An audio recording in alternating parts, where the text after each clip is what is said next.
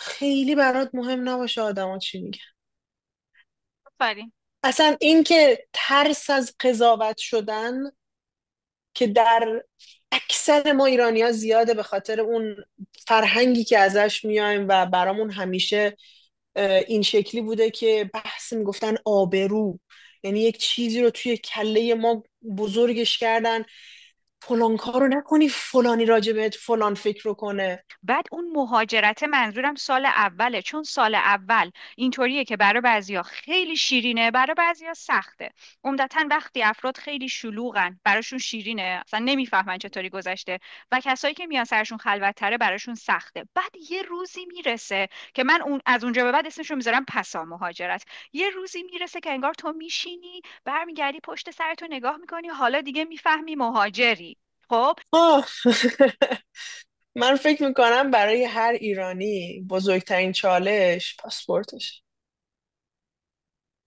و خیلی دردناکه که تو استعداد داشته باشی. یعنی میدونم الان مخاطبا آدمایی که پر از استعدادن، پر از علم و دانش نسبت به اون کاری که میکنن، اون علاقه‌ای که دارن، و تو به خاطر پاسپورتت محکومی متاسفانه به یه جورایی انگار اون مسیری که تو باید صاف بری رو هی باید این شکلی بری.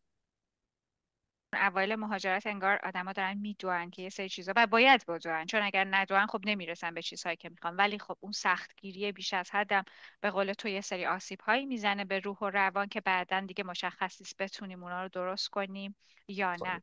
یعنی الان برای لیلی من این شکلی شده که کاملا به رسمیت میشمارم دلتنگی رو، و اصلا اینجوری نیست که بگم نه نباید بیاد سراغت، ولی به راحتی هم میتونم مدیریتش کنم. بهم کمک کرد که آدما رو به خاطر خودشون دوست داشته باشم، و اون به قولی کلیشه های فرهنگی که وجود داره راجع به فلان ملیت، فلان کشور، فلان آدما، فلان رنگ پوست، اینا دیگه همش برات از بین میره و تو یاد میگیری که آدمها رو به خاطر اون چیزی که هستن دوست داشته باشی و ازشون یاد بگیری. و بعد که یاد میگیری میبینی که چقدر ماها شبیهیم. چقدر راحت یا سخته که یه نفری که تحصیلات زبان انگلیسی داره، حالا چه داخل ایران تحصیلاتش رو تمام کرده، چه تو خود کانادا، بتونه شغل مرتبط بگیره. کسایی که توی مدرسه توی ایران دارن درس میدن و معلم مدرسه هستن میتونن سوابق کاریشون رو به قولی توی پروندهشون بذارن و با سابقه کاریشون بیان و اینجا اقامت بگیرن. درسته بعضیا کمک میگیرن از وکیل و خب اوکی، ولی یه سری چیزا هست که تو واقعا باید خودت مطالعه کنی، واقعا باید خودت پرسشگری رو، اون روحیه پرسشگری رو داشته باشی. و اومدن بعد از من یه سریاشون خیلی موفق تر شدن که بعد از ماها اومدن، یه سریاشون هنوز توی یک مسیرهای اولیه‌ای هستن. چرا؟ چون که هنوز نمیدونن چرا اینجان. و همه اینا به من کمک کرد که متوجه بشم که چرا من لیلای دیروز نیستم و چرا لیلای امروز ورژن بهتری از خودمه. Beyond borders, beyond borders, beyond borders, beyond borders.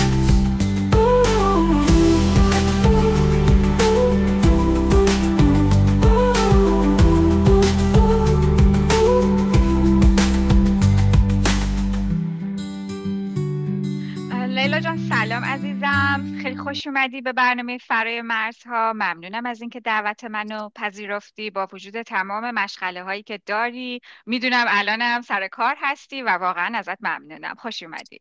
سلام عزیزم، ممنون از دعوتت و افتخاریه که اینجا باشم و با هم دیگه صحبت کنیم. مرسی. لطف داری عزیزم. لیلا جان کمی از خودت برامون بگو، از خب. تحصیلاتت، مهم. اوکی شغلت. من اوکی من لیلام، در حال حاضر 33 ساله. به به. و اینکه تحصیلاتم ارشد آموزش خوندم توی دانشگاه سایمون فریزر توی کانادا. و لینک هم درس میدم که مربوط به ستلمنت پروگرامه و در کنارشم دستیار استادم هستم، ریسرچ اسیستنتم و همین دیگه. چیا باید بگم؟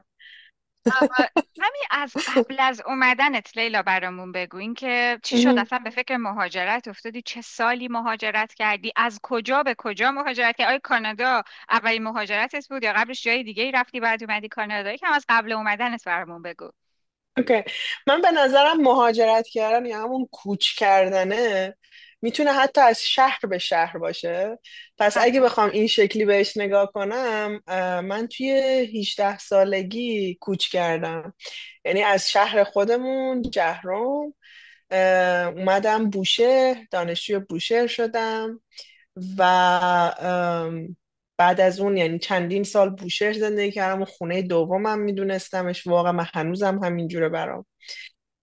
و بعد از اینکه درسم تموم شد و مشغول کار شدم و اینا، وسط درسم و اینا دیگه اونجا موندم و ام، بعد از یه مدت احساس کردم که دوست دارم که کلا تجربه جدید توی تدریس داشته باشم و برای اولین بار توی این سایت هایی که میگشتم سلتا رو راجبش شنیدم و تصمیم گرفتم که برم ازمیر، دانشگاه اقتصاد ازمیر، اونجا برم و سلتا رو بگذرونم.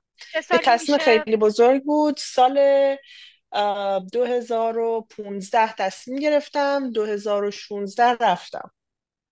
چون یه به قولی مسیر جالبی بود. خانواده میگفتن کجا میخوای بری و چیه داستان. و اون وسط ها بود که من هم دنبال کار و اینا میگشتم و که بعد از اینکه تموم شد این دوره من برم سراغ تدریس توی ازمیر و همونجا هم موندم و کار کردم. بعد دوباره برگشتم ایران. دلیل برگشتم به ایران این بود که تحصیلی میخواستم برم آلمان و پذیرش گرفته بودم از دانشگاه گوتینگن. پذیرش گرفته بودم و میخواستم برم آلمان. اومدم ایران و کارامو انجام بدم و پروسه مدارک من خیلی بد پیش رفت و نوبت سفارت من کنسل شد به خاطر اینکه مدارکم آماده نبود از دانشگاه. و اینجوری بگم، خلاصه بگم که من تهران موندم. یعنی اومدم و آها، تهران ساکن اومدی شدم. که بری، در واقع اومدم که اومدی که برم بری، موندم. موندی. چند آره. سال شد موندنت لیلا؟ آم، خب قضیه این شکلی شد که من با یکی از دوستای خیلی صمیمیم بعد از سالیان سال همدیگر رو دیدیم و اه، به قولی رابطه عاشقانه بین ما به ازدواج ختم شد و ما موندیم. دلیلش هم این بود که میلاد چیز داشت، هنوز دانشگاهش مونده بود و داشت ارشد میخوند توی تهران. ما با هم تصمیم گرفتیم که دیگه بعد که ازدواج کردیم تصمیم گرفتیم که با هم مهاجرت کنیم و من دیگه ما اون تهران موندیم اون چند سال و من این وسط پذیرش گرفتم از ایتالیا، دانشگاه ونیس، فوسکاری ونیس. و گفتیم تو خب که دیگه مسیر. قراره بریم. آره مسیر خیلی جالب. گفتیم خب میریم دیگه برای ایتالیا. اینجوری شد که ما هر چی فکر کردیم و اینا بهتر این بود که همسرم سربازیش رو میرفت. به خاطر همین بدون اینکه خودش و دوست نداشتم من تنهایی مهاجرت کنم. من آدم تنهایی مهاجرت کردن بعد از ازدواج نبودم. یعنی اینو توی خودم دیگه حل کرده بودم و بدون اینکه به کسی بگم من دانشگاه کنسل کردم پذیرش نامم و ایمیل زدم و گفتم نمیام. و بعد دیگه افتاد توی قضیه کووید و من تصمیم گرفت. آره و ما بعد از اینکه دیگه من کنسل کردم و اینا سال 2018 بیزنس خودمون رو راه انداختیم و بعد دیگه کووید شد و تصمیم گرفتیم که کلا برگردیم دوباره این مدت کووید و ترکیه و رفتیم آنتالیا. آنتالیا ساکن شد. ایتا پس این وسط اصلا کانادا مهاجرت اولت نبوده، قشنگ مهاجرت آره یعنی میخوام دهمت بگم بود. خیلی آره. و رفتیم آنتالیا و اونجا خب چون بیزنس خودمون رو داشتیم دنبال کار نبودم و همین وسط تصمیم دیگه اصلیمون این شد که یا آمریکا یا کانادا یا انگلیس بریم سراغ یکی از اینا و من برای همشون پذیرش گرفتم و مونده بودیم که چیکار کنیم، یعنی کجا بریم، حالا بر اساس اون بودجه‌ای که داریم، بر اساس اهدافی که بعدش داریم و ام، این داستانه. و آخر کانادا شد اون مقصدی که از همه لحاظ به اون چیزی که ما میخواستیم نزدیکتر بود و اومدیم اینجا و الان حدود ام، آره دیگه، الان ما 3 سالمون تکمیل شد اینجا. از 3 ساله که الان کانادا هستی، پس قشنگ آره. مهاجرت چندمش بوده. پس من حدس میزنم، بازم مطمئن نیستم ولی حدس میزنم پروسه برات راحت بوده. یعنی اون مهاجرت، اگه بخوایم اینا رو همه رو بگیم قبل مهاجرت، مهم. پیشا مهاجرت، احساس میکنم که منظورم از لحاظ عاطفی بوده. احساس میکنم شاید راحت ترین نسبت به یکی که یهو وارد کانادا میشه، مهم. یهو وارد یک کشور دیگه میشه. حالا خودت بگو من درست حدس میزنم یا آره. اشتباهه. ام، من کلا روحیم تا قبل از 30 سالگی یه روحیه به شدت پرشور برای کشف کردن هر آنچه که کشف نکردم در زندگیم بوده، هنوزم هست. روحیه که ولی مهاجر باید داشته باشه، روحیه که آره، ما. یعنی از این بابت میگم که هیچ دلبستگی به چیزی نداشتم. یعنی یادم زمانی که 18 سالم بود رفتم یه شهر دیگه، اه، خیلی برام همه چیز راحت بود. چرا؟ چون هیجان داشتم برای اینکه اون قسمتی از خودم که کشف نکردم و نمیدونم راجع بهش رو بیشتر یاد بگیرم و بیشتر خودم رو توی اون چالش ها بندازم. یعنی از این بابت برای من خیلی جذاب بود همه چیز. ولی الان که اومدم کانادا و کانادا خب عملا دیگه خونه دوم منه بعد از ایران. حالا اون خونه های کوچولوی توی قلبم هنوز هست، یعنی واقعا بوشهر، ازمیر، آنتالیا، اینا واقعا خونه های دلی من. الان بعد از 30 سالگی یه دلتنگی های عجیبی میاد سراغ من که اصلا تا قبل از اون من تجربهش نکردم. یعنی میخوام بگم به میزان سالهایی که گذشته یا تعداد دفعاتی که تو مهاجرت کردی واقعا شاید نباشه. من فکر میکردم این شکلیه ولی نبود. رسید به بعد از 30 سالگی، یعنی الان که توی مثلا 33 سالگی هم، و یه حسی خصوصا امسال که دیگه میدونم اینجا خونه منه، این حسه در من زیاد شده که دلتنگ خانواده زیاد میشم، دلتنگ اون خاطرات کوچیکی که داشتم با برادرام یا با دوستای دوره مدرسم، اینا زیاد میشه در من. دلتنگ اصلا یه چیزای کوچیکی که شاید هیچ وقت بهش فکر نمیکردم. دیدین وقتی که توی یه فضایی هستی و اون فضای این شکلی که تو قدرشو نمیدونی تو اون لحظه، میگه خب دیگه این همه تجربه میکنن دیگه، همه دوره همی عیدو دارن، همه مثلا میرن آقا 13 به در بیرون فلان.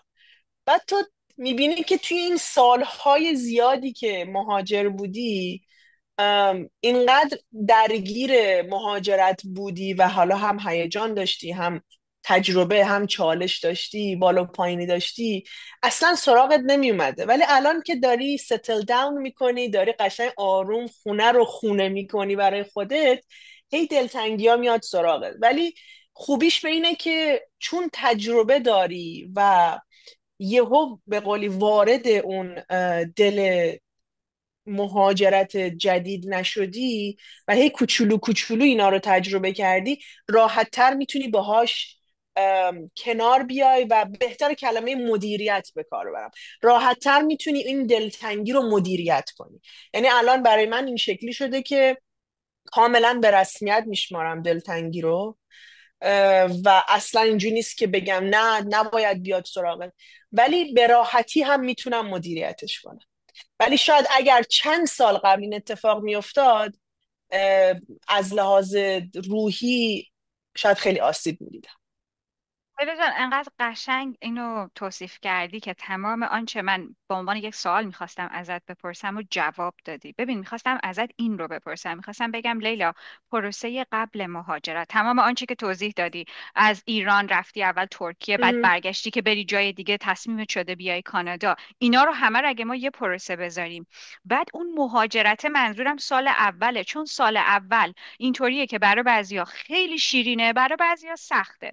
عمدتا وقتی افراد خیلی شلوغن براشون شیرینه، اصلا نمیفهمن چطوری گذشته، و کسایی که میان سرشون خلوت‌تره براشون سخته. بعد یه روزی میرسه که من از اونجا به بعد اسمشو میذارم پسا مهاجرت. یه روزی میرسه که انگار تو میشینی، برمیگردی پشت سرتو نگاه میکنی، حالا دیگه میفهمی مهاجری. خب، حالا مهم. انقدر قشنگ توصیف کردی، یعنی اون تمام آن چیزی که من بهت گفتم به نظرم این ترانزیشن برات راحت بوده، منظورم اون مهاجرته بوده. الان تو قشنگ تو مهم. اون بخش پسا پس مهاجرتی مهاجرت. آره. و احساساتی که داشتی میگفتی احساسات خیلی خیلی جالبی هست که مشترک بین خیلی از آدما. برام یکم از اون پروسه مهاجرته بگو. حالا از پسا مهاجرتت گفتی، مهاجرت چجوری گذشت بهت؟ یه سال اولی که اومدی کانادا چطور برات گذشت؟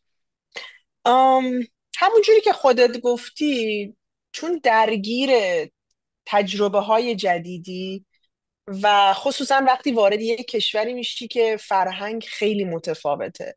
یعنی من زمانی که میگم کوچ داشتم به بوشه، خب یه شهریه توی ایرانه، مردم رو میشناسی، هیچ اتفاقی نمیفته.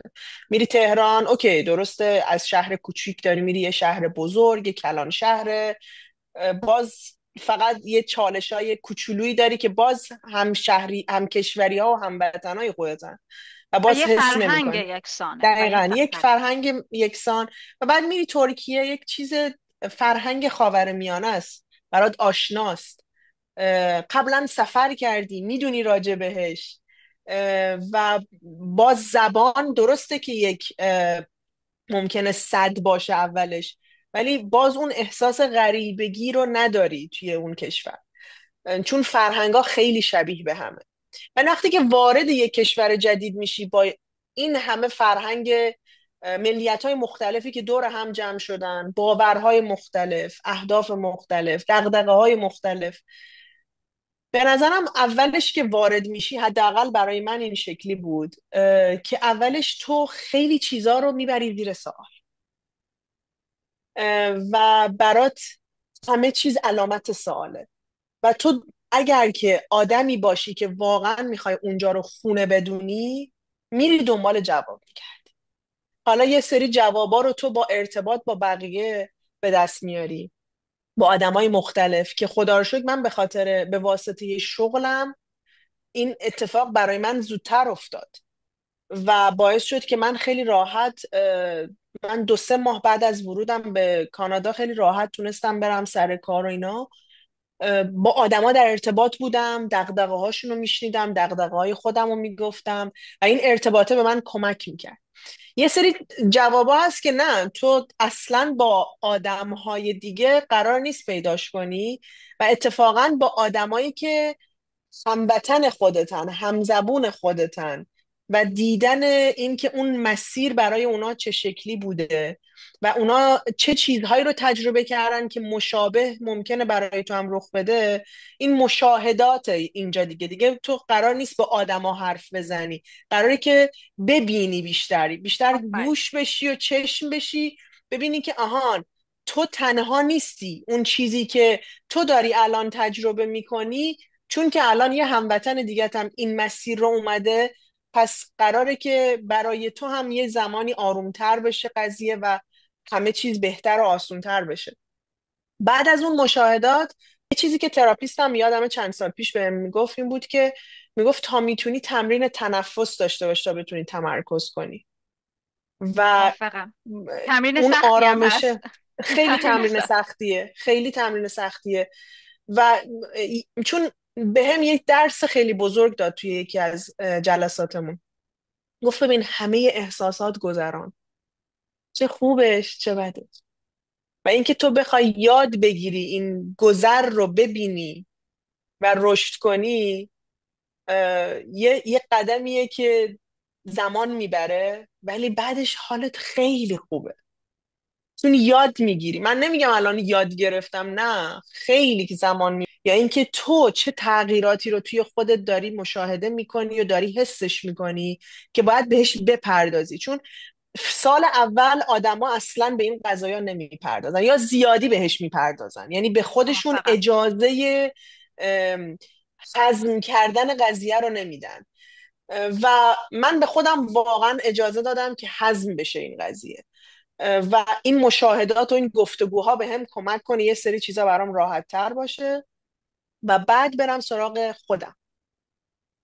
حالا به کمک تراپی، به کمک مطالعه.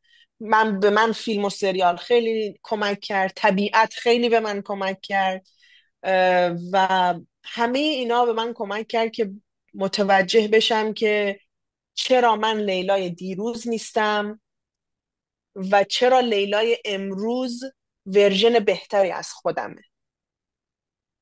مرسی لیلا جان، چقدر توضیحات آره. عمیق و خوب بود، چقدر توضیحات عمیق و خوب بود. و یه سوال ازت دارم اینجا، نقش خلوت چی بوده تو این ماجرا؟ چون گفتی یه سفر درونی داشتم، میدونی که خلوت رو نمیتونیم با تنهایی یکی، شما میتونی تو جمع هم باشی با خودت خلوت کرده باشی.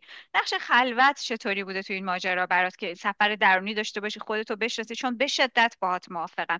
ببین یه موقع به خودت میای میبینی همش در حال یادگیری، حالا یادگیری نه به اون معنا که اصلا تو داری به یه چیزی توجه میکنی، انقدر حجم اطلاعات زیاده برات، همون آره. مشاهده که گفتی شاید واقعا کلمه درستری باشه، هی داری دریافت میکنی، بعد یه موقع نیاز داری بشینی هضمشون کنی دیگه. آقا من باید آره. بشینم هضم کنم ببینم کجای کارم. خلوت نقشش کجا کاره برای لیلا؟ به خودت خلوت میکنی؟ برای اگه خلوت میکنی چطوری؟ آره، من که مدلای خلوت کردنم میگم یکیش اینه که برم واقعا توی طبیعت، یعنی قشنگ رها، نه اینکه اه، آهنگی گوش بدم، نه، اینجوری راه برم به این نگاه کنم که چقدر اینجا زیباست و چجوری من میتونم از این زیبایی لذت ببرم. چون یه زمانایی هست که تو اینقدر زیبایی دور و برته ولی اصلا بهش توجه نمیکنی. دلیل توجه نکردنش هم اینه که هنوز آمادگی اون پذیرش زیبایی رو نداری.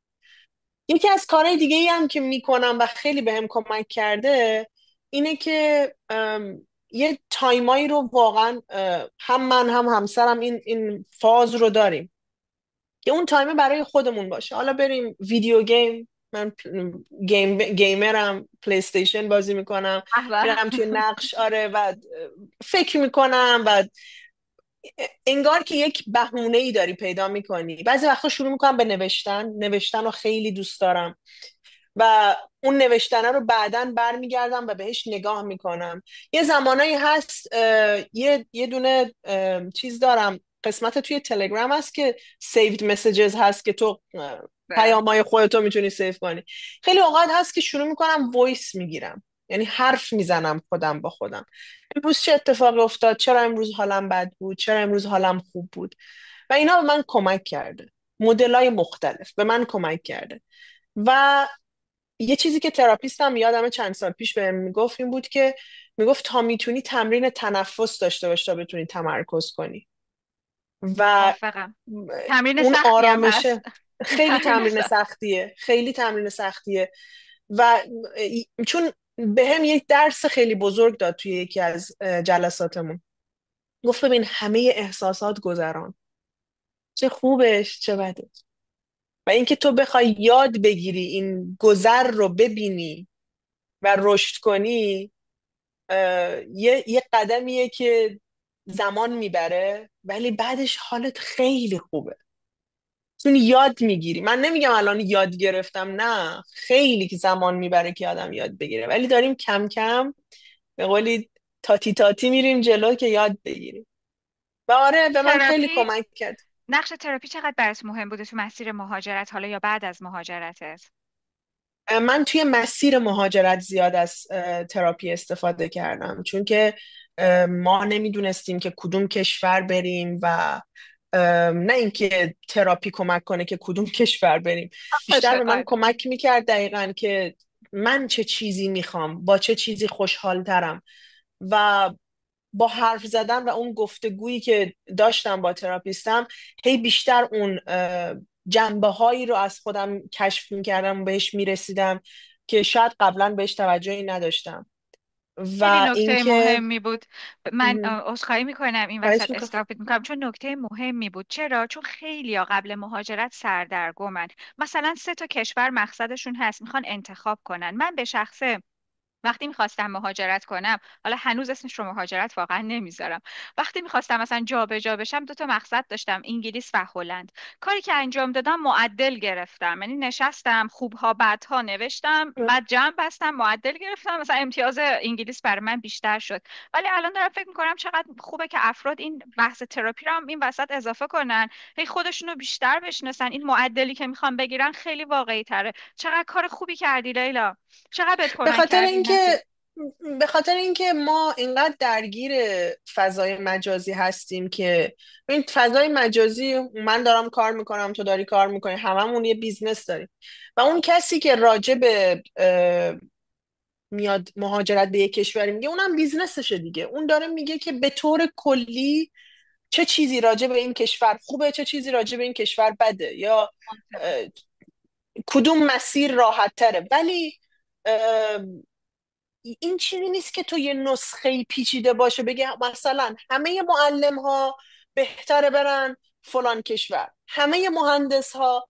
نه، یه جنبش جنبه کار توه و آینده کاری، یه جنبه دیگهش خودتی. یعنی تو ممکنه تو بهترین کشور هم باشی که همه نوع موقعیتی باشه، ولی زمانی که خودت با خودت به اون صلح نرسیدی، توی اون کشور هیچ پیشرفتی نمیکنی. کما اینکه من دیدم کسایی که اینجا بودن قبل از من، اومدن بعد از من، یه سریاشون خیلی موفق تر شدن که بعد از ماها اومدن، یه سریاشون هنوز توی یک مسیرهای اولیه‌ای هستن. چرا؟ چون که هنوز نمیدونن چرا اینجان. و دلیلش هم اینه که همش تحت تاثیر این بودن که این مقصد خوبه، این بده. نه، اون اطلاعات به ما کمک میکنه، ولی مثل یک اطلاعات خامه و تو باید اینقدر این رو به قولی باهاش چی میگن، دست و پنجه نرم کنی که چرا این خوبه و چرا میتونه برای تو خوب باشه، یا اینکه چرا واقعا برای تو خوب نیست. تازه با همه این اوصاف باز هم وقتی بیای یه سری چیزایی رو درست انداز برانداز نکرده بودی، حالا فکر کن اصلا صد ندونی درصد چرا داری میای. یعنی مثلا همه اینا رو بررسی کردی، میای میبینی مثلا اینجا رو اشتباه مثلا در نظر گرفتم. من آخه من توی یه گروهی که یه سری از افرادی بودن که مهاجرت کرده بودن یا میخواستن مهاجرت کنن بودم قبلا. و خیلی هم گفتن که، یعنی زمانی که وارد شده بودن چند ماه اول گذشته بود، دلتنگی، گریه زیاد، افسردگی و کاش نمی اومدم. و اون موقع بود که یه چیزی اومد توی ذهن من که چرا یک فردی میتونه این کار رو با خودش بکنه. یعنی مخصوصا وقتی که آدم از 25 6 سالگی به اون ور، احساس میکنم چیزی نیست زندگی. درسته که زندگی همش ریسکه، یعنی تو هی ریسک میپذیری و وارد مراحل دیگه زندگیت میشی، ولی اون احتیاطه یک چیزیه که توی این سن، یعنی از 25 6 سالگی به بعد، توی آدما بیشتر میشه. و چطور این فرد نتونسته اون تحلیله رو داشته باشه، تحت چه شرایطی بوده که این تصمیم رو گرفته و الان اومده تو دل ماجراست و الان خوشحال نیست. خیلی زمان میبره که اون خوشحالیه به دست بیاد و خیلی اگه به وقتا دست خوشحالیه بیاد به دست براش، نمیاد. آره. چون در نهایت اینه که میخوایم، اومدی مسیرتو تغییر دادی که خوشحال باشی، قراره که خوشحال تر باشی، حداقل حالت بهتر باشه. و کاملا باهات موافقم. لیلا، اگر که یه چالش بخوای انتخاب کنی راجبش صحبت کنی، حالا دوباره توی همین دسته‌بندی قبل مهاجرت، من میگم پیشا مهاجرت اون مهم. 1 سال یا 2 سال اول در نظر بگیر بسته به تجربیات خودت، و بعد پسا مهاجرت یه چالش انتخاب کنی برامون توضیح بدی چی کار کردی، چطوری از پسش برمدی، چی رو انتخاب میکنی گوش میکنی؟ آه. من فکر میکنم برای هر ایرانی بزرگترین چالش پاسپورتش و خیلی دردناکه که تو استعداد داشته باشی. یعنی میدونم الان مخاطبا آدمایی که پر از استعدادن، پر از علم و دانش نسبت به اون کاری که میکنن، اون علاقه‌ای که دارن، و تو به خاطر پاسپورتت محکومی متاسفانه به یه جورایی انگار اون مسیری که تو باید صاف بری رو هی باید این شکلی بری. و به نظر من این بزرگترین چالشه. من زمانی که یادمه میخواستم برای کلی کار اقدام کنم و اینا، قبل از اینکه اصلا مهاجرت کنم، هر جا که اپلای میکردم میگفتن که ببخشید شما چون که مثلا سیتیزن فلان کشورها نیستین، کشورهای انگلیسی زبان نیستین، ما نمیتونیم کار رو بهتون، رزومت خیلی خوبه ولی نمیتونیم کار بهتون. کجا بودی اون موقع؟ توی کدوم کشور بودی؟ من هنوز ایران بودم. آره، از داخل ایران. آره، از داخل ایران میخواستم اقدام کنم سال 2014، یعنی سال آخر دوره کارشناسی. اون موقع بود که فهمیدم لیلا، این چیزیه، این حقیقتیه که تو نمیتونی باش بجنگی و دلیلش هم اینه که دست تو نیست که باش بجنگی. یه سری قوانین، یه سری جاها داره و تو باید بپذیری که مسیری که ممکنه برای دوست خارجی تو آسون باشه برای تو قرار سخت‌ترین باشه. و همون موقع بود که تصمیم گرفتم اصلا برم سراغ سلتا و بعد برم اون هزینه رو بکنم و بیام و مثلا دنبال کار بگردم و احساسم اینه که این بود. ولی حالا وقتی که تو میای توی یک کشوری حالا مثل کانادا، من خوشبختانه این برابری رو دیدم و اذیت نشدم اصلا اینجا که بخوام بگم اینجا نژاد پرستی باشه. میدونم که بعضی ها تجربهش کردن متاسفانه، ولی میگم بر اساس حالا شهری که زندگی میکنی یا بر اساس شغلت ممکنه این متفاوت باشه، ولی برای من این قضیه آسون بود. یعنی کسی به خاطر اینکه ملیت من ایرانیه و پاسپورت من پاسپورت ایرانه به من گیری نمیداد سر چیزی که بخواد باشه. ولی پسا مهاجرت، از این موقع قبل از مهاجرت و موقع خود مهاجرت بود.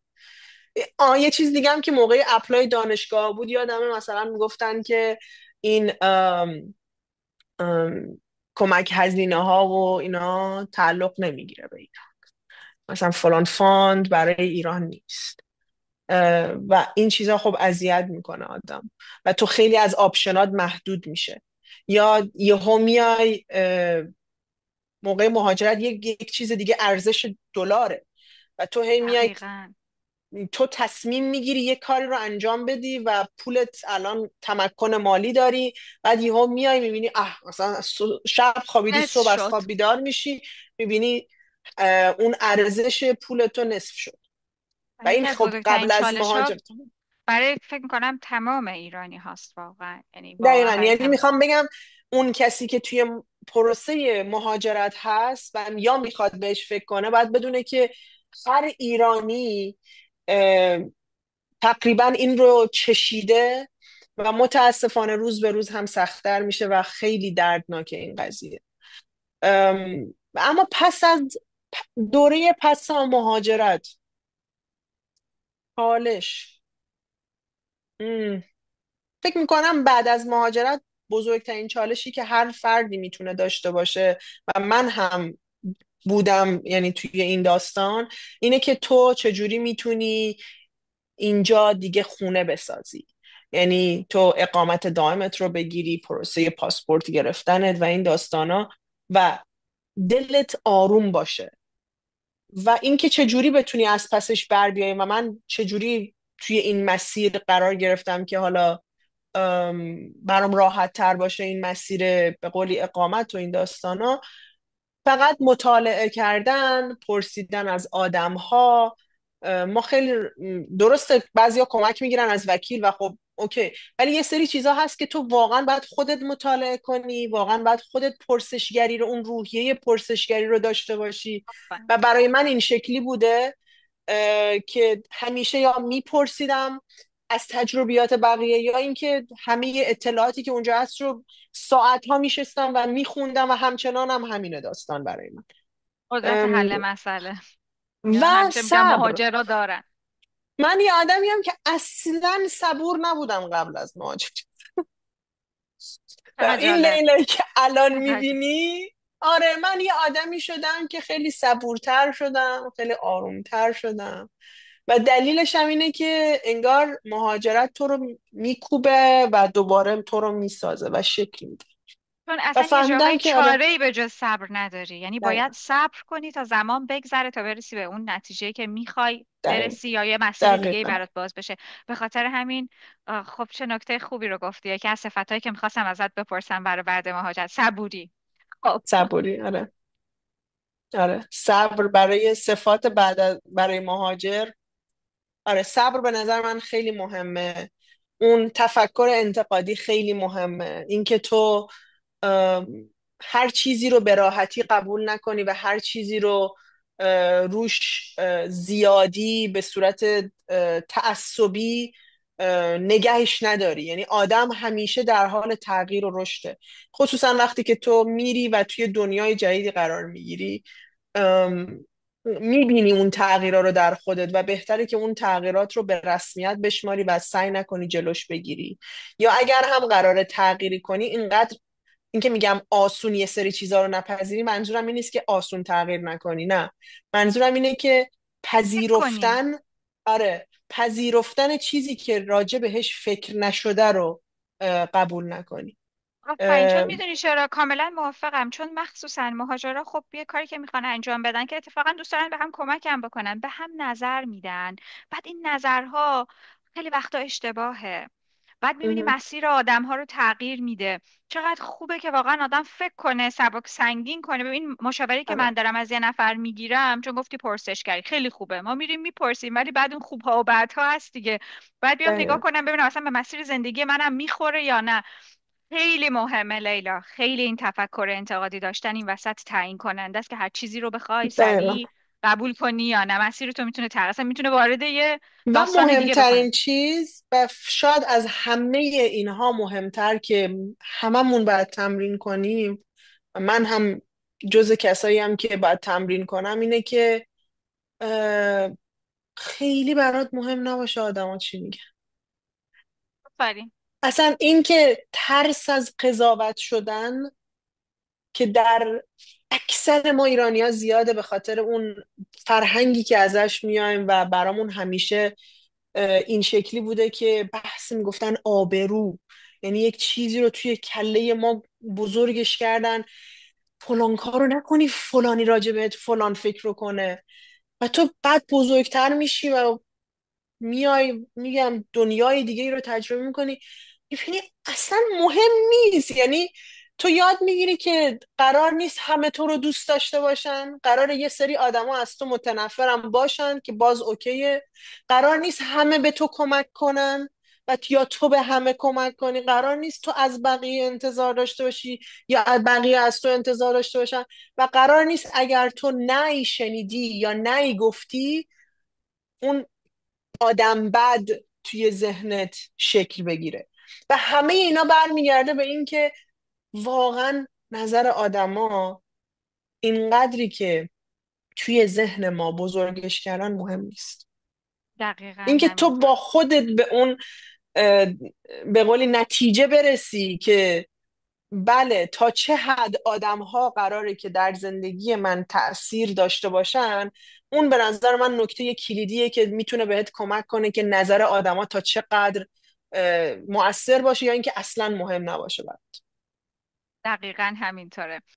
یه مهم. چیزی که به نظرم مهمه اینه که بدونیم این آدمی که اینجا نشسته و الان داره این حرفا رو میزنه، از روز اول که اینا رو نمیدونسته، اینقدر زمین خورده، اینقدر اشتباه کرده، اینقدر روزای تلخ گذرونده، اه، اشک ریخته، به زمین و زمان فوش داده. یعنی میخوام بگم اینقدر این چیزها اتفاق افتاده که اون آدمه دیگه صیقل داده شده و همچنان هم نیاز داره. یعنی اگه من بخوام بگم الان دیگه همه چیز برای من گل و بلبل و من دیگه بهترین خودمم و اینا، نه، تا امروز اون چیزی که هست برای من خوبه. نه، فردا دوست دارم از امروزم بهتر باشه. و اگر میگم آدما وقتی حرف و تجربه یک نفر رو میشنون، حالا یا من نوعی یا هر کس دیگه ای، اینجوری نباشه براشون میگن مثلا این آدمه چقدر خوش به حالش فلان یا بد به حال فلان. نه، اصلا این آدمه یه مسیر خودشو داشته. اصلا ممکنه مسیر تو یک چیز دیگه ای باشه، ممکنه تو اصلا یه جور دیگه ای صیقل داده بشی، یا اصلا ممکنه قبل از مهاجرت همه اون اتفاقاتی که باید برای تو افتاده باشه و الان دیگه آماده ترین ورژن خودت باشی.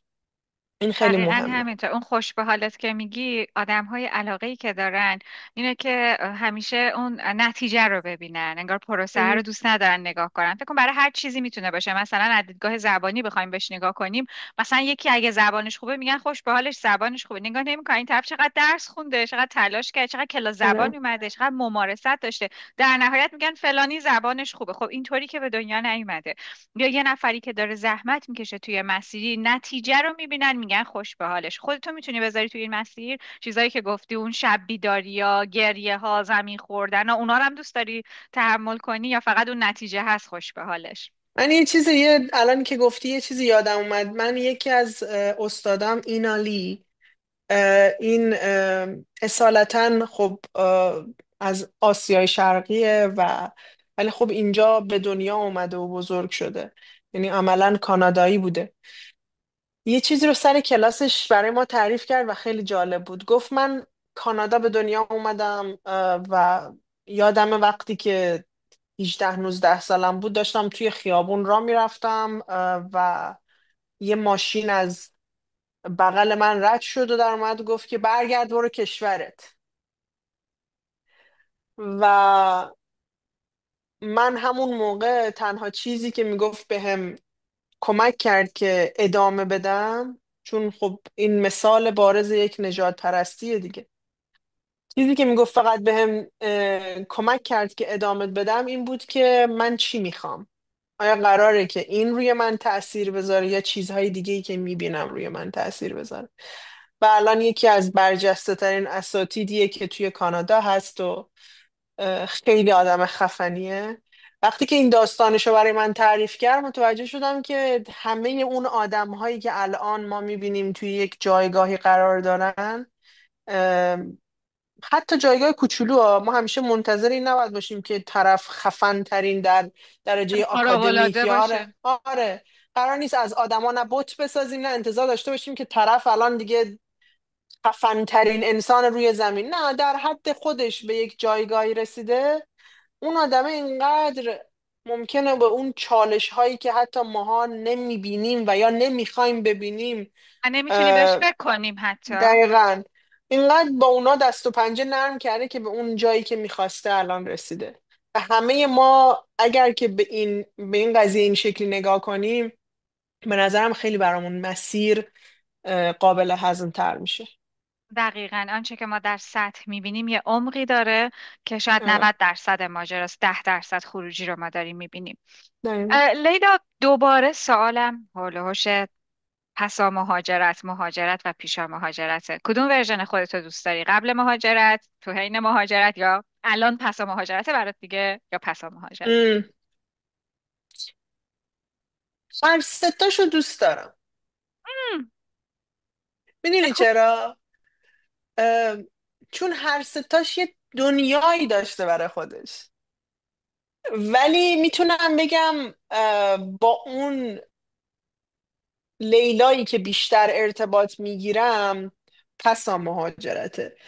ولی اینو مطمئنم که اگر لیلای قبل یا در حین مهاجرت نبود و تمام اون راه های رو نمیرفت، الان به اون چیزی که دارم الان میبینم و هستی. دوستش دارم، آره، نمیرسیدم. پس اونا لازم بوده که اتفاق بیفته. چون قبل از میگم مهاجرت من یه آدم به شدت ریسک پذیر و الانم میگم همچنان روحیه رو دارم، ولی روحیه پرشور اون شکلی که توی دهه تو بین مثلا 15 سالگی تا 23 4 سالگی داری، من فکر نمی کنم الان داشته باشم و اینم دیگه. هیجانات در آره، واقع مخصوص اون آفرین، سنمون. کلمه خیلی بهتر. آره، اون هیجانات رو به قولی در من نه که خاموش شده، آروم شده. ولی خب شکر خدا ماشاءالله خیلی پر آره، شر و من شور همیشه و آدم انرژی. خندونی هستم، همیشه شوخی میکنم. ولی میگم اون موقع اصلا یه جور دیگه بود. چون من میگم همسرم هم دوست دوره دانشجوییمه. ما خیلی حرف داریم از اون زمان بزنیم توی این چند سال. و دوستای صمیمیمون هم معمولا دوستایی هستن که 10 12 ساله با هم دوستیم همچنان. این مکالمات و بین ما که پیش میاد میبینم که چه چیزایی تغییر کرده و اونا هم همیشه اشاره میکنن به این قضیه. در زمان مهاجرت، یعنی زمانی که ما توی پروسه پذیرش گرفتن و ویزا گرفتن و این داستانا بودیم، میتونم ازش به عنوان پر استرس ترین روزهای زندگی یاد کنم. و این حالت مدتی رو برزخی که تو چه داری. مدتی رو بش در نظر میگیری؟ 1 سال، 2 سال، چند ماه؟ آه، وقته. من میشه بگی الان مثلا برای من اون پروسه 1 ساله بود، اگه پروسه فقط کانادا رو بخوام در نظر بگیرم. چون من زمانی که اپلای کردم، یعنی توی سپتامبر اینا رفتم امتحان آیلتس هم دادم و بعد مدارکم رو آماده کردم و فلان و اینا. دسامبر من اپلای کردم. فوریه جواب دانشگاه اومد. 11 جون برای ویزا اقدام کردیم. ویزای ما نیومد. رفت توی بکگراند چک تا 25 دسامبر. و تقریبا 1 سالی میشد دیگه این قضیه بخوام حساب کنم و من ژانویه وارد خاک شدم. آره، خیلی استرس داشتیم چون ما 2 تا گربه داشتیم و گربه هامون رو میخواستیم با خودمون بیاریم. اونم پروسه خیلی استرسایی بود. آره، آوردی؟ میتونم. آره، من اونا رو بچه هم همیشه با خودم میارم خدا هر رو جا شکر. میرم. آره، خدا رو شکر. میگم میتونم از یک دوران پر استرس یاد کنم که فکر میکنم برای اکثریت هم ممکنه پیش بیاد و امیدوارم که پیش نیاد واقعا. و اون پروسه توی سالهای آینده برای افراد جدید خیلی بهتر و آرومتر باشه. راحت تر پیش بره. لیلا، چون میدونم که خیلی از مخاطبای ما مدرسای زبان هم هستن، یه سوال زبانی در ارتباط با شغلت میخوام ازت بپرسم. چقدر راحت یا سخته که یه نفری که تحصیلات زبان انگلیسی داره، حالا چه داخل ایران تحصیلاتش رو تمام کرده، چه تو خود کانادا، بتونه شغل مرتبط بگیره؟ مهم. بستگی به بازار کار داره. مهم. آم، مثلا 2 3 سال پیش، خب این قضیه کار پیدا کردن خیلی راحت بود. یعنی معلما با داشتن یه مدرکی مثل تیسول یا سلتا یا اینجا تسل کانادا مثلا میخواستن بگیرن، خیلی راحت میتونستن توی مؤسسات زبان کار کنن. چون که خب اینجا مخصوصا حالا توی شهرهایی مثل تورنتو و ونکوور، به خاطر اینکه مؤسسات زبان اینجا این شکلیه که با کشورهای مختلف کار میکنن. دانشجو میاد برای ESL پروگرام و میاد، حالا کمترین حالت 1 ماه، بیشترین حالت 1 سال میاد زبان یاد میگیره. و هم فاله و هم تماشا دیگه، هم یاد میگیره هم میره سفر میکنه نزدیک آمریکاست، آمریکا رو میبینه. و دلیل انتخاب کاناداشون هم همیشه این بوده که خب هم براشون هزینه ها بهتر بوده نسبت به انگلیس و آمریکا، و همین که خب دستشون بازتر بوده برای اینکه بخوان به آمریکا سفر کنن. اما امسال قضیه خیلی همه چیز پیچیده تر شد، به خاطر اینکه تعداد ویزاهایی که به این زبان آموزای بین المللی میدادن کمتر شد. تقریبا میشه گفت چندین درصد ازش کم شد و خب این باعث شد که خیلیا شغل از دست بدن، لیاف بشن. و این قضیه روی خیلی از معلم ها تاثیر گذاشت. و یه چیزی که هست اینه که اگر کسی بخواد بره توی کانادا، حالا من نمیدونم سیستم جاهای دیگه چجوریه، توی کانادا بخواد بره معلم مدرسه بشه، با اون مدرک تحصیلیش و حالا اون مدارک بین‌المللی که داره نمیتونه وارد سیستم آموزشی انگلیس هم بشه نمیتونه. و انگلیس باید هم نمیتونه. حتما.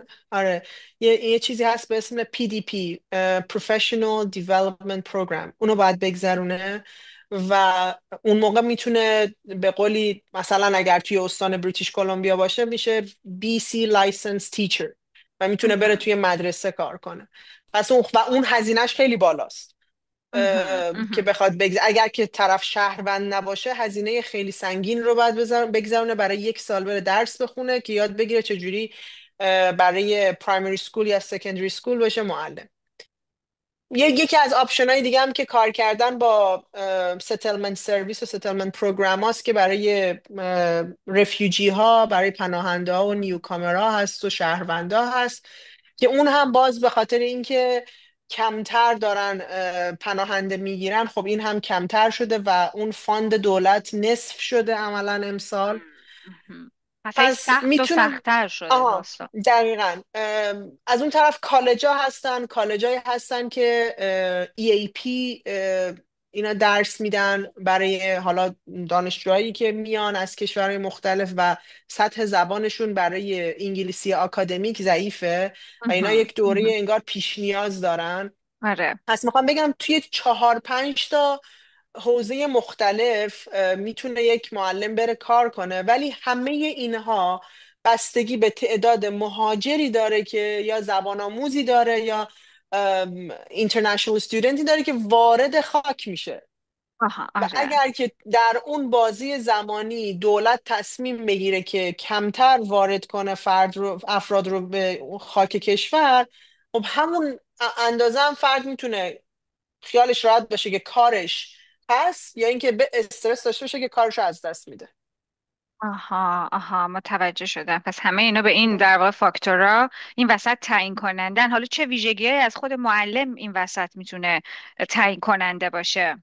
مثلا سابقه کار بیشتر مهمه یا مدرک الان تحصیلی یا... یه چیز جدیدی که اومده اینه که توی کانادا ناک شغلی ESL Teachers اومده و ام، البته نه، بذار اینو نگم چون که برای بچه‌ای که داخل ایرانن فایده ای نداره، برای کسایی که توی خاک کار میکنن.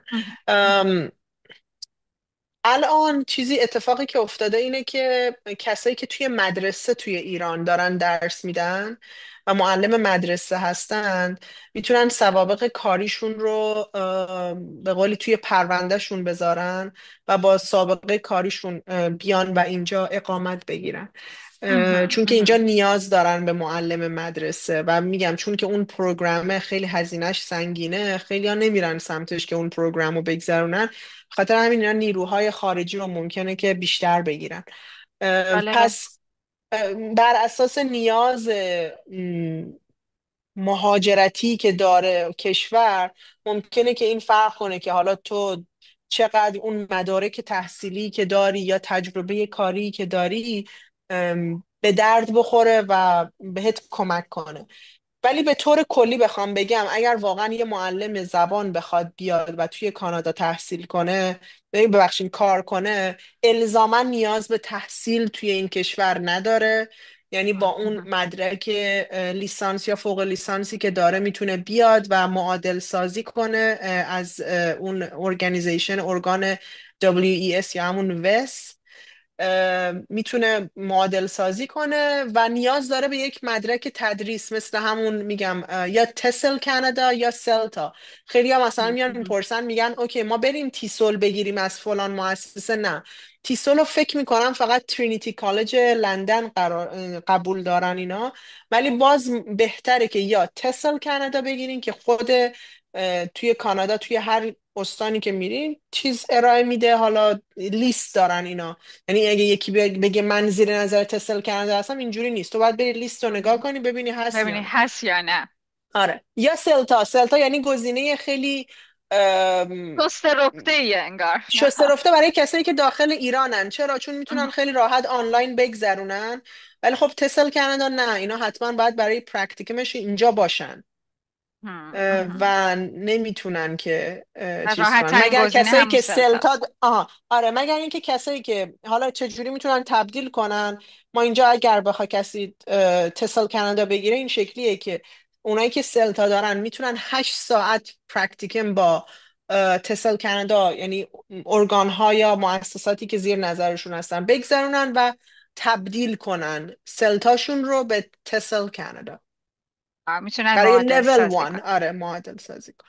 بسیار عالی. من داشتم به این فکر میکردم که خب من پارسال تصمیم گرفتم از کالجی که خیلی دوست داشتم و با زبان آموزایی که بسیار بسیار اونجا ارتباط خوبی داشتم بیام بیرون به خاطر یه مسیر جدیدی که خب حالا البته توی این برنامه نوبت صحبت کردن من نیست، یه جای دیگه راجبش صحبت میکنم. یه مسیر جدید برای خودم باز کردم، پر از چالش های جدید و پر از تردید هم بودم لیلا. یعنی حتی دقیقا وقتی اومدم بیرون تا اون روزای آخر، فقط یادم اون روز آخر یه نگاهی کردم گفتم مریم دیگه الان تصمیم تو گرفتی و الان یه مسیر جدیدی برات باز شده، برو. و مثل شما لیلا جان به این فکر کردم مسیر برگشت بازه. من آره اگر یه مسیر جدیدی رفتم احساس کردم اون مسیر جدید مال من نیست، برمیگردم. حتی لیلا من این حس رو به مهاجرت دارم. آدم میاد احساس آره میکنه به هر دلیلی حالش خوب نیست، برمیگرده. لیلا من اینو برد میدونم، این شعار آره نیست. من اینو نه برد نه میدونم چون یه قبولم. لیلای جدید، یه مریم جدید برمیگرده. یه نکته ای که وجود داره توی این مسیر وقتی که این تصمیم رو میگیری، طبق تجربه شخصی خودم باز همون حرفی که زدم، یعنی آدم ها میان و به تو کامنت هایی میدن که اصلا در جایگاهی نیستن که, که کامنت بدن و به خودشون به قول این اجازه رو میدن که بیان کامنت بدن. چی شد که حالا این کار رو میخوای انجام بدی؟ چی شد که مثلا حالا این اتفاق افتاد؟ مگه تو نمیگفتی فلان؟ آهان، فلان اتفاق افتاد که فلان کارو کردی. و بهترین کار اینه که این تمرین منه و خیلی هم راحت تونستم تمرینش کنم چون که دیگه زیاد شنیدم تو این سالها. اینجوریه که میگم اگر تغییری در زندگی تو ایجاد میکنه من جواب میدم. اگر تغییری در زندگیت ایجاد نمیکنه فکر میکنم میتونیم توی راجع به مسائل بهتری که به هر دوتامون کمک میکنه حرف بزنیم، یا حداقل اصلا کمک هم هیچی، راجع به مسائل حرف بزنیم که هر دوتامون خوشحالیم راجع بهش حرف بزنیم. ولی اگه واقعا یه چیزیه که تو رو انقدر دغدغه‌مند کرده که راجع بهش بدونی، قطعا من وقت میذارم و بهت میگم و اون آدم دیگه ادامه طرف نمیده. میمونه. آره دیگه، یعنی این قضیه برای خیلی ها ممکنه اتفاق بیفته، مخصوصا کسایی که یک زمانی تصمیم میگیرن مهاجرت کنن و حالا به هر دلیلی مهاجرتشون کنسل میشه و یا مسیر زندگیشون تغییر میکنه. آدم های این وسط میان که غرض ورزانه میان و از کامنت میدن و راجع بهش حرف میزنن، یا طرف رفته مهاجرت کرده برگشته باز دوباره کامنت میدم. میخوام به همه این دسته از آدم هایی که الان دارن میشنون که در هر مسیری از زندگیشون آدمهایی بودن و هستن و خواهند بود که بیان یه کامنت هایی بدن که صرفا برای اینه که من همیشه میگم از روی کنجکاوی ما میگیم میخوان این حرفا رو بزنن. اصلا قرار نیست با این آدما دعوا کرد یا اصلا قرار نیست که درگیر شد. بهترین کار اینه که از اون آدمه بپرسیم، شاید هم مسخره بیاده، که چقدر این فرد دغدغه دونستن این جواب رو داره. که اگه واقعا نون شب نداره و چون خواب و خوراک چی میگن خواب شب نداره این میگن دیگه، اگه خواب دونستن شب رو دلیل. ازش آره اگه خواب شب ازش گرفته شده واقعا کمکش کنیم بهش بگیم بخوابه این بنده خدا. چقدر که نه قشنگ طرف دیگه گفتی. نمیپرسه. واقعا دیگه آره نمیپرسه. و حالا میدونی یه موضوع دیگه هم هست. موضوع دیگه هم اینه که آدم ها مجاز هستن برداشت های متفاوتی داشته باشن. شما الان یه چیزی میگی لیلا، من یه فکری میکنم راجع به لیلا، دیگه نمیتونی فکر منو عوض کنی و اصلا دقیقا فکر من مهم نیست. مهم نیست که دقیقا مریم راجع به لیلا چی فکر میکنه، مهم اینه که لیلا یه مسیر رو داره میره که خودش میدونه. من از اون جنبه های پنهان خبر ندارم. پس من آن دقیقا چیزی رو قضاوت میکنم که یا دیدم یا شنیدم یا دلم میخواد اونطوری فکر کنم. پس مهم نیست. آدم ها دلشون میخواد یه جوری راجع به یه موضوع فکر کنن. اما قرار لیلا، نیست اینو تغییر بدیم. دوست داره هر نه، جوری دوست داره فکر کنه، فاین. مهم اینه که یه چیزایی درون من هست، به قول فیلم یه چیزهایی هست که تو نمیدانی، یه چیزهایی هست که دیگران نمیدانن و قرار هم نیست که بدانن. لیلا، به من بگو که یه تجربه شیرین بعد مهاجرتت هم بگو. از چالش ها صحبت کردیم، یه تجربه ای که داشتی میتونی بگی دستاورد بوده، حالتو خوب کرده یا هر چیزی. حالا چه راجب ترکیه بوده، چه راجب یه شهر دیگه رفتن هم گفتی مهاجرت بوده برات، چه راجب کانادا. راجع به شهر عوض کردن که این بود که من استقلال رو برای اولین بار تجربه کردم، مستقل بودن رو. وقتی که اومدم ترکیه فهمیدم که دریچه های دیگه ای از زندگی برون باز شده و چقدر راحت آدم میتونه رویا داشته باشه. این خیلی جالبه که تو توی کشور خودت خیلی وقتا نمیتونی رویا داشته باشی به خاطر زن بودن. و توی کانادا برای من دستاورد بزرگ آشنا شدن با فرهنگ‌های مختلف بود.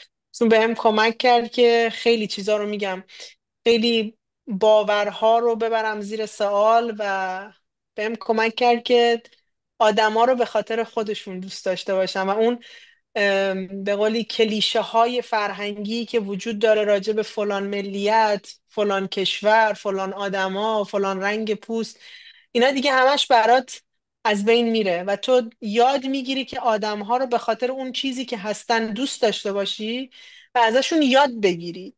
و بعد که یاد میگیری میبینی که چقدر ماها شبیهیم. یعنی در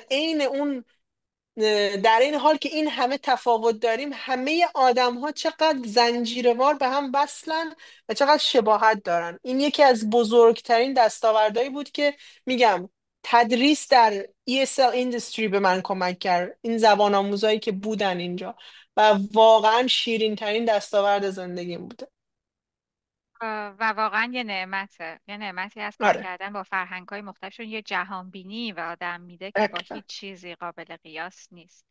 به دقیقا. عنوان سوال آخرم دوست دارم ازت بپرسم، اگر لیلای قبل مهاجرت رو ببینی، باز خودت انتخاب کنی، قبل مهاجرت قبل ترکیه باشه یا قبل کانادا، اگر لیلای قبل مهاجرت رو با تجربیات الانت ببینی بهش چی میگی؟ این صحبتت میتونه الهام بخش بقیه هم که تو مسیر مشابه هستن باشه دیگه، ولی اول از همه داری با خودت صحبت میکنی. چی رو عوض کنه یا چی رو عوض نکنه، چی رو بهتر کنه؟ ام. اگه بخوام با لیلای چند سال پیش صحبت کنم، میتونم بگم با خودت مهربون تر باش. آره، چون خیلی وقتا البته طبیعیه ها، خیلی وقتا ما دوست داریم که به خودمون فشارایی رو بیاریم از لحاظ فیزیکی و روحی و روانی به خاطر پیشرفت. و میگم به خاطر اون جبر جغرافیایی دیگه، تو دوست داری به عنوان یک ایرانی که فرصت نداری هی فرصت برای خودت فراهم کنی. و با خودمون مهربون نیستیم، یعنی به خودمون اون فشارایی میاریم که نباید، و اون آسیبهایی ممکنه به خودمون بزنه این قضیه که اگر یهویی به خودمون نیایم ممکنه جبران پذیرم نباشه، یا حل نشه، یا اینکه ترمیم نشه، یا اینکه میدونی، شاید جمله بندیم الان خیلی جالب نباشه ولی میتونم فقط خلاصش کنم به اینکه خیلی مهمه که با خودمون مهربون باشیم. آره. توجهم، میفهمم و واقعا این مهمترین نکته هست که تو مسیر مهاجرت، مخصوصا لیلا اوایل مهاجرت، آره. برای آدم ها مهمه. چون اون اوایل مهاجرت انگار آدما دارن میدوئن که یه سری چیزا و باید بدوئن، چون اگر ندوئن خب نمیرسن به چیزهایی که میخوان. ولی خب اون سختگیری بیش از حدم به قول تو یه سری آسیب هایی میزنه به روح و روان که بعدا دیگه مشخص نیست بتونیم اونا رو درست کنیم یا نه. لیلا جان، آیا سوالی هست که دوست داشتی من ازت بپرسم، فرصت نشد ازت بپرسم، یا اصلا پیش نیومد خودت دلت بخواد راجبش صحبت بکنی؟ نه ماشاءالله، سوالا همه عالی، منم که وراج. عزیزم کلی صحبتمون گرم شد، کلی لذت بردم، قربونت خودم برم. کلی نکته ازت یاد گرفتم، فدات شم خودم یاد عزیزم. گرفتم با خودم مهربون تر باشم. فدات میرم که شم از الان عزیزم. تمرین کنم با خودم مهربون تر قربونت باشم. برم. فدات و شم. خیلی ممنونم عزیزم از اینکه زمان گذاشتی، قربانت، سر کار خواهش میکنم. هستی، تایم استراحتت بوده یا حالا بین کلاس ها من افتخاری نمیدونم بود عمرت برای هست. من. قربونت قربونت برم. عزیزم، لطف داری، افتخارش واقعا برای من بود و صحبت مرسی با از تو. همه که میبینن، گوش میدن و به قولی حرفا و تجربه های ما رو به عنوان، میگم، یک فرد در این دنیا میبینن، نه یک چیز کلی. دقیقا، چون من واقعا عمیقا معتقدم که تجربیات یک مهاجر یک گنجینه با ارزشه که میتونه الهام بخش باشه. قرار نیستش که یه نفر حرفایی که لیلا زده رو، اون مسیر مشابه لیلا رو قرار نیست طی کنه، اما اصلا. یه جایی اگه یه بخشی از حرفای لیلا الهام بخش مسیر یکی دیگه باشه. شعار برنامه ما چیه؟ یه چراغ روشن کنیم دیگه. یه چراغی روشن کرده باشه، این برنامه هم رسالت خودش رو انجام داده. بله، بنابراین مرسی مرسی که مرسی از تو تجربیات تو که گفتی. وقت میذاری و این کار رو انجام میدی. عزیز دلمی، مرسی لیلا جان، بیشتر از این وقتت رو نمیگیرم. مجدد نوروز رو بهت تبریک میگم، یه سال عزیزم، بسیار نوروزت پیروز. بسیار عالی پیش رو داشته باشی، پرباری قربونت باشه. برم عزیزم، قربانت، ممنونم. خدا نگهدار. میبوسمت. خداحافظ عزیزم. خداحافظ. Beyond fears, beyond the fray, and beyond borders where hearts find their way, where shadows whisper, our spirits fly, no borders on love under one vast sky. Through storms we chase the morning's light, bound by a hope that burns ever bright.